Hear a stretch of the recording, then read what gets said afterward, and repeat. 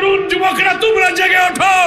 College বিশ্ববিদ্যালয় school থেকে pass করে, মাদ্রাসা থেকে পাস করে যারা বেরোবে, এক হাতে সার্টিফিকেট থাকবে, আর এক হাতে আমরা প্রত্যেককে চাকরি দেব। যদি চাকরি দিতে না পারি, যুবকদের বেকার ভাতা আমরা দেব। এটা হচ্ছে সমৃদ্ধ নতুন মানবিক বাংলাদেশ। ফুলতলার যুবক ভাইদেরকে বলবো, তোমরা ঐক্যবদ্ধ থাকো। পুরানো বউ নতুন কাপড় দিয়ে আমরা দেখতে চাই না। আমরা বউও নতুন আনবো, শাড়িও নতুন আনবো। কি বলেন ঠিক কিনা? নতুন শাড়িতে পুরানো বউ চলবে না। অনেকরা এখন চেষ্টা করছেন পুরনো গ্লানি, অপরাধ, চাঁদাবাজি, মস্তানি, দুর্নীতি যারা চ্যাম্পিয়ন হয়েছিলেন, নতুন শাড়ি দিয়ে তারা সেই কদর্য চেহারা ঢেকে নতুন রূপে আসার চেষ্টা করছেন। বাংলার মানুষ সেটা গ্রহণ করবে না। জামাত ইসলামী যদি ক্ষমতায় যায়, আমি ঘোষণা দিচ্ছি, আমাদের কোন মন্ত্রী, কোন এমপি সরকারি গাড়ি, সরকারি বাড়ি, সরকারি প্লট, সরকারি কোন ফ্ল্যাট গ্রহণ করবে না। বাংলাদেশের কোন দলের নেতাকে এই কথা বলতে পারবে? বাংলাদেশ জামাত ইসলামী ফুলতলা উপজেলা শাখার উদ্যোগে আজকে ফুলতলার এই ঐতিহাসিক স্বাধীনতা চত্বরে আয়োজিত ছাত্র যুব সমাবেশের সংগ্রামী সভাপতি, ফুলতলা উপজেলা জামাত ইসলামীর আমির জননেতা অধ্যাপক আব্দুল আলিম। আজকে আপনারা তো দেখছেন মঞ্চে আমাদের অনেক নেতৃবৃন্দ এখানে উপস্থিত আছেন, যারা বক্তব্য রেখেছেন, বক্তব্য রাখতে পারেননি, অনেক নেতৃবৃন্দ এখানে উপস্থিত আছে। বিশেষ করে ঢাকা থেকে আমাদের যে সমস্ত কেন্দ্রীয় নেতৃবৃন্দ কষ্ট করে ফুলতলা বাসীকে শুভেচ্ছা জানাবার জন্য এসেছেন, বাংলাদেশের তরুণ সমাজের আইকন ডক্টর শফিকুল ইসলাম মাসুদ। মঞ্চে আমাদের সম্মানিত মাওলানা আবুল কালাম আজাদ, সবার নাম নিতে না পারায় দুঃখিত। আসলে বিকালে আসর থেকে মাগরিব খুবই অল্প সময়, কি বলেন ঠিক কিনা? আপনারা একটু ধৈর্যের সাথে অপেক্ষা করবেন।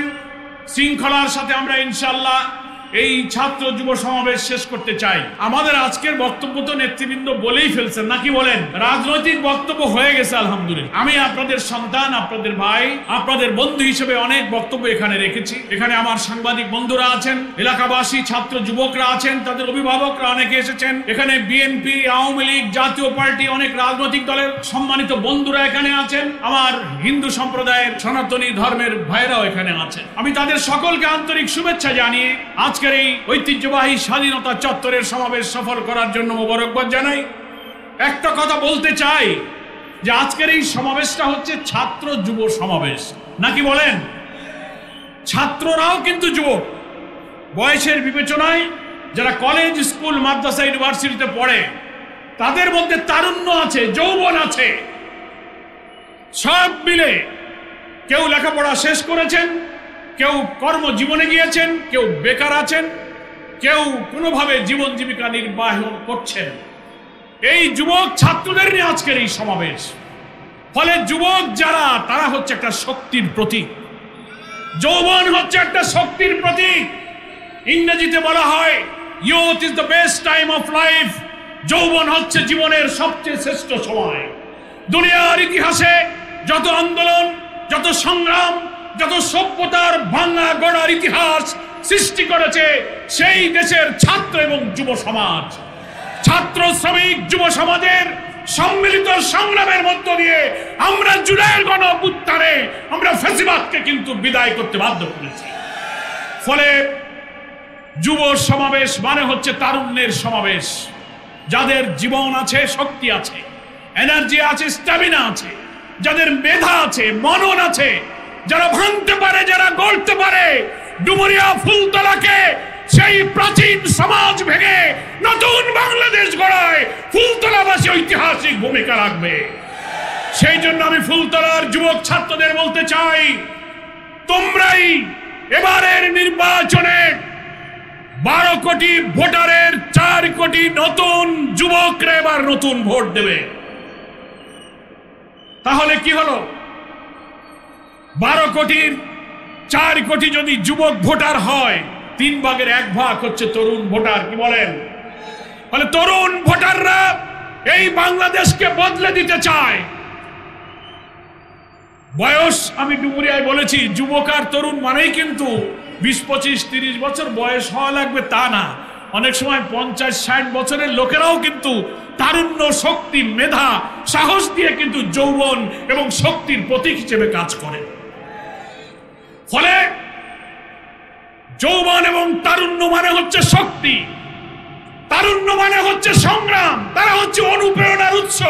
ভয়, ভীতি, বাধা, বিপত্তি, অপ্রতিরোধ্য দুর্জয় শক্তি নিয়ে, মৃত্যু ভয়হীন চেতনা নিয়ে তারা সত্যের সংগ্রামে এগিয়ে যায়। তারাই হচ্ছে তরুণ যুবক। কিন্তু বয়স যাদের একটু কম, অনেক সময় তাদের মধ্যে দুর্বলতাও থাকে কিনা বলেন? 14 বার ডাকা লাগে, মিছিলে ডাকলে আসে না, কাজ করতে গেলে কয় যাচ্ছি জাবানে ভুলে যায়। আবার বহু বৃদ্ধ আছে 50-60 বছর বয়স, একবার বললেই মিছিলে ঝাঁপায় পড়ে, আছে কিনা বলেন?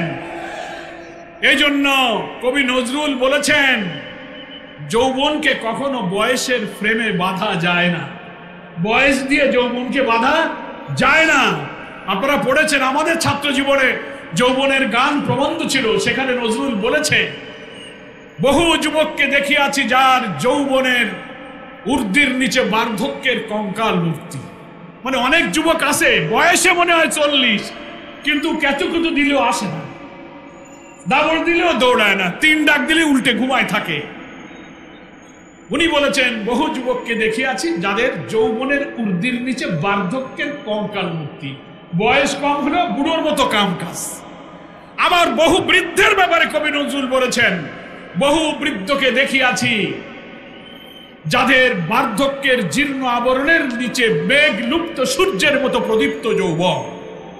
70 বছরের বুড়ো আপনি দেখবেন তারা মিছিলে যে স্পিডের সাথে থাকে, অনেক দুর্বল যুবকরাও কিন্তু সেই শক্তি দেখাতে পারে না, আছে কিনা বলেন? আজকে ফুলতলার সেই যুবক, সেই তারুণ্য, সেই সংগ্রাম শক্তির সমাবেশ আজকে এখানে ঘটেছে। আপনাদের কাছে জানতে চাই, জামাত ইসলামীর আমির, বাংলাদেশে নতুন বাংলাদেশের স্বপ্ন সারথী ডাক্তার শফিকুর রহমান ঐতিহাসিক সোহরাওয়ার্দী উদ্যানে যে জাতীয় মহাসমাবেশে ভাষণ দিয়েছিলেন, আপনারা সে ভাষণ শুনেছিলেন? আপনারা টেলিভিশনে দেখেছেন। বক্তৃতা করতে গিয়ে উনি পড়ে গেলেন, আবার উঠে দাঁড়ালেন, আবার উনি বক্তৃতা করতে গিয়ে পড়ে গেলেন, আমরা আর দাঁড়াতে অনুরোধ করলাম না, দাঁড়াবেন না, তবু উনি আবার পড়ে গেলেন, আবার উনি উঠে বসলেন। ডাক্তাররা ওনাকে ধরলেন, আর বক্তৃতা করা যাবে না।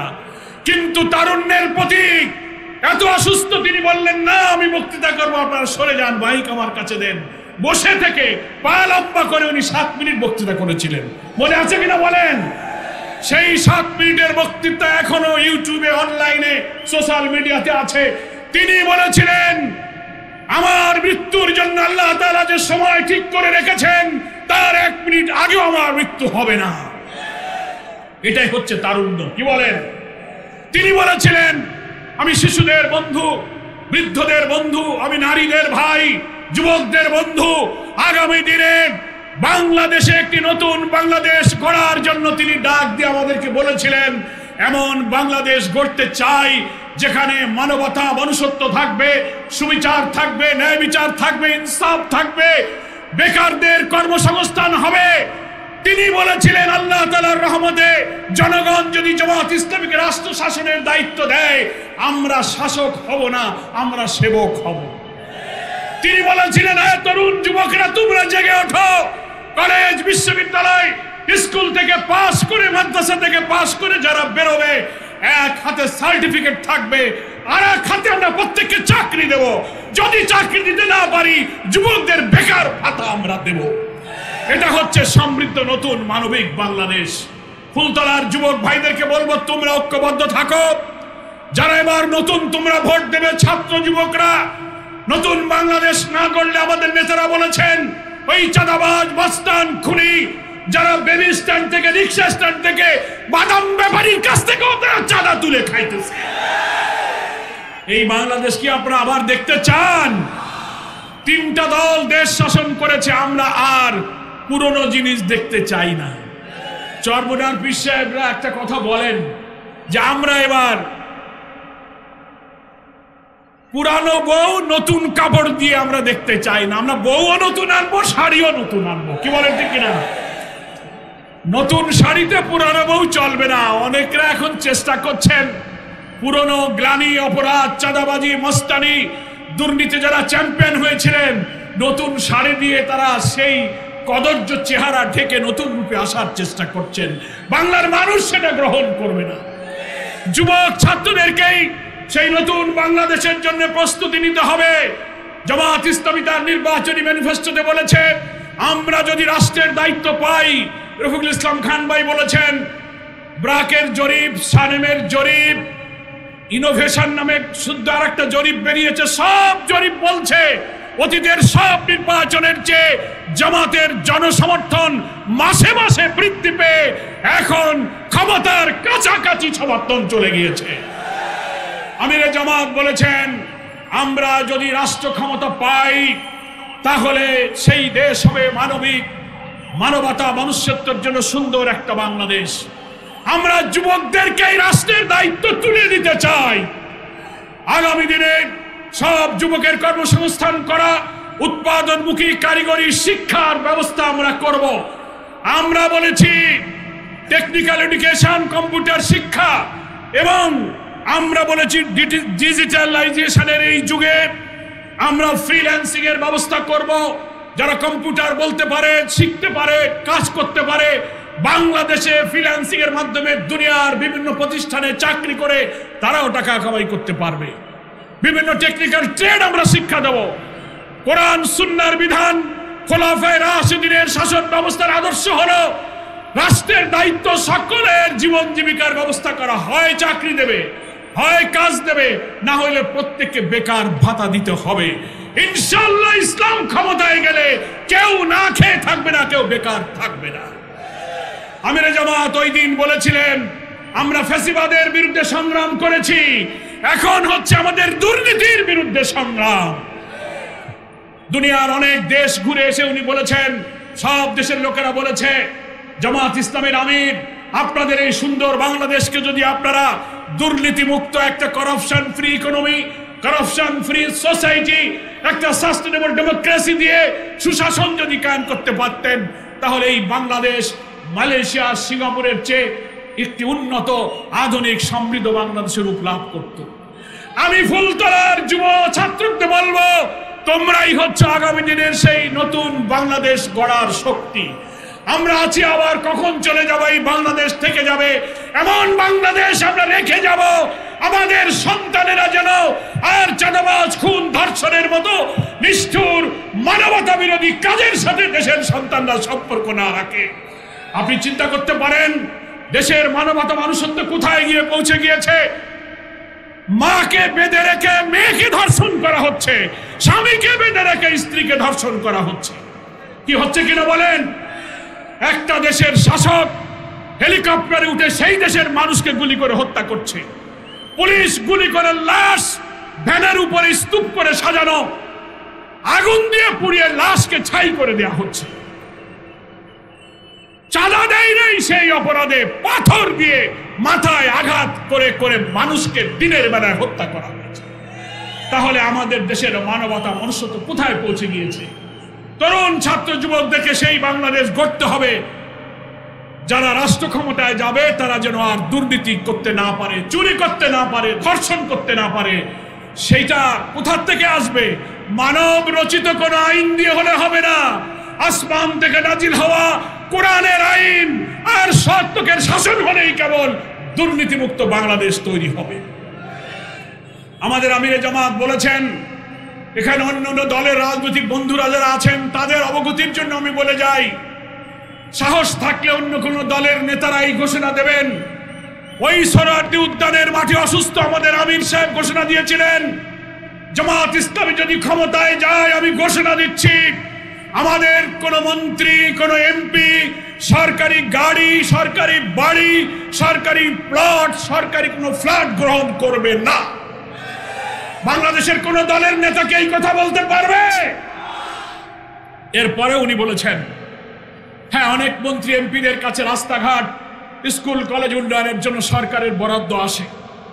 তিনি বলেছেন, উন্নয়নের কোন বরাদ্দ যদি আমাদের নেতা মন্ত্রী এমপিদের কাছে আসে, ওই সোহরাওয়ার্দী উদ্যানেই তিনি বলেছেন আমাদের মন্ত্রী এমপিরা উন্নয়নের কাজ করবে, কোন কাজে কত টাকা বরাদ্দ পেয়েছে, কাজ শেষে জনগণকে সেই টাকার হিসাব দিতে হবে। এইটা হচ্ছে নতুন বাংলাদেশ, যে বাংলাদেশ কখনো মানুষ দেখে নাই। কি বলেন প্রিয় ভাইরা? 2001 সালে আপনারা আমাকে ভোট দিয়ে আপনাদের সেবক হিসেবে আমাকে দায়িত্ব দিয়েছিলেন। আমি তো দুটো ওয়াদা করেছিলাম। একটা বলেছিলাম ডুমুরিয়া ফুলতলাকে আমি সন্ত্রাস মুক্ত করব।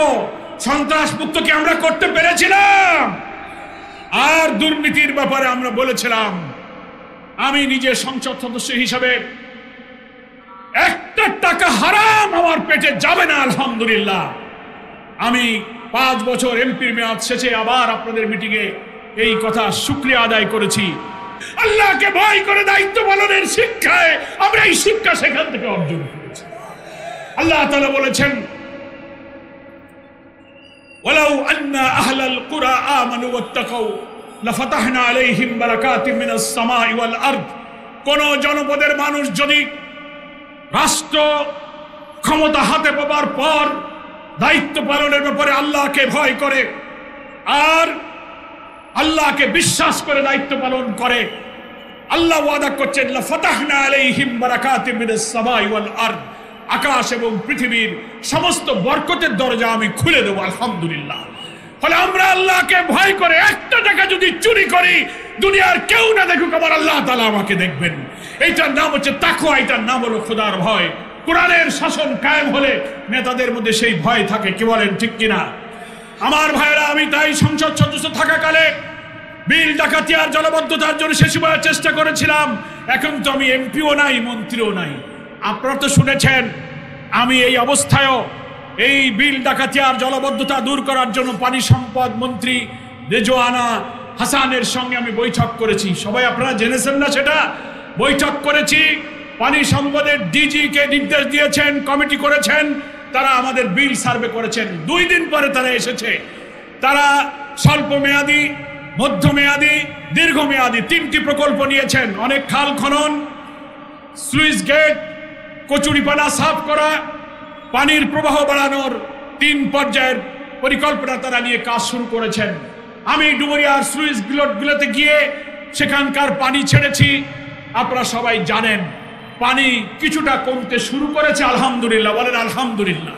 বর্ষাকালে বর্ষা হলে পানি বেড়ে যায়। 50-60 বছরের পদ্মার স্লুইস গেটগুলো সংস্কার করা হয়নি। নাব্যতা বেড়ে গিয়ে খালগুলো, নদীর বুকগুলো সিল্টেড হয়ে যাচ্ছে। হাজার হাজার কোটি টাকার প্রকল্প নিয়ে নির্বাচিত সরকার আসলে পানি সম্পদ মন্ত্রী বলেছেন আমাকে, আমরা কি মহা পরিকল্পনা নিচ্ছি আপনাদের এলাকার জন্য। সেই প্রকল্প বাস্তবায়িত হলে ইনশাআল্লাহ জলাবদ্ধতা দূর হবে। ততক্ষণ অল্প সময়ে যতটা পানি সরিয়ে কৃষক ফল ফসল মাছ চাষের উপকার করা যায় আমরা সেটা কিন্তু করতে চেষ্টা করছি। এখানে অনেক মানুষের সমস্যা। হাজার হাজার লোক কৃষি ব্যাংক থেকে লোন নিয়েছিলেন, দায় দেনা হয়ে পড়েছেন মাছ চাষ সবজি চাষের জন্য। আমার কাছে গিয়েছিলেন, আমি তাদেরকে নিয়ে ঢাকায় তাদের এই কৃষি লোনের সুদ মওকুফের জন্য ঢাকায় কথা বলেছি, আবেদন করেছি। তারা কথা দিয়েছেন আমরা এই ঋণের সুদ মাফ করে কি করে কৃষকদের বাঁচানো যায় আমরা সেই পদক্ষেপ নেব ইনশাআল্লাহ। ফলে ফুলতলাবাসীর কাছে আমার আবেদন থাকবে, আমার এমপি থাকাকালে রাস্তাঘাট, বিদ্যুৎ, কার্পেটিং, ইটের রাস্তা, গভীর নলকূপ, স্কুল কলেজ, এমপিওভুক্ত করা, মসজিদ মন্দিরের 54-55 বছরে যা হয়নি 5টা বছরে সব কাজ তো শেষ করা যায় না। যতটুকু সাধ্য অনুযায়ী আমি আলহামদুলিল্লাহ করেছি। আমার প্রথম অভিজ্ঞতা যা হয়েছে ডুমুরিয়া ফুলতলার পথে পথে হেঁটে আমি বুঝতে পেরেছি আল্লাহ তাআলা যদি আমাকে আবার আপনাদের সেবক হিসেবে কবুল করেন, আমার জীবনের সমস্ত শক্তি দিয়ে এই ফুলতলার না করা কাজগুলো, অসমাপ্ত কাজ, স্কুল কলেজ, রাস্তাঘাট, অনেক আলিয়া মাদ্রাসা, কওমি মাদ্রাসা, স্কুল কলেজের অবকাঠামোর অবস্থা খারাপ, রাস্তাঘাট খারাপ, গভীর নলকূপ প্রয়োজন, মিল কারখানাগুলো এখানে এখনো বন্ধ, চালু হয় নাই, অনেক পাওনা এখনো পাইনি। ইনশাআল্লাহ যদি সরকারে আমরা যেতে পারি, উন্নয়নের ফুলতলা, দুর্ভোগ দূর করে একটি আদর্শ ফুলতলা করার জন্য আমি আপনাদেরকে সাথে নিয়ে ইনশাআল্লাহ চেষ্টা করব। আপনাদের সকলকে আমি শুকরিয়া জানাই। এই বাস স্ট্যান্ড অর্থাৎ স্বাধীনতা চত্বরে দীর্ঘ সময় যে বসে থাকলেন, ঢাকা থেকে যারা নেতৃবৃন্দ এসেছেন ওনাদেরকে তো আপনারা টেলিভিশনে দেখেন, সরাসরি সামনে অনেকদিন দেখা হয় না, কি বলেন ঠিক কিনা? আজকে সামনাসামনি দেখতে পেরে কি খুশি হয়েছেন আপনারা? আপনারাও দেখলেন, ওনারাও দেখতে পারলেন।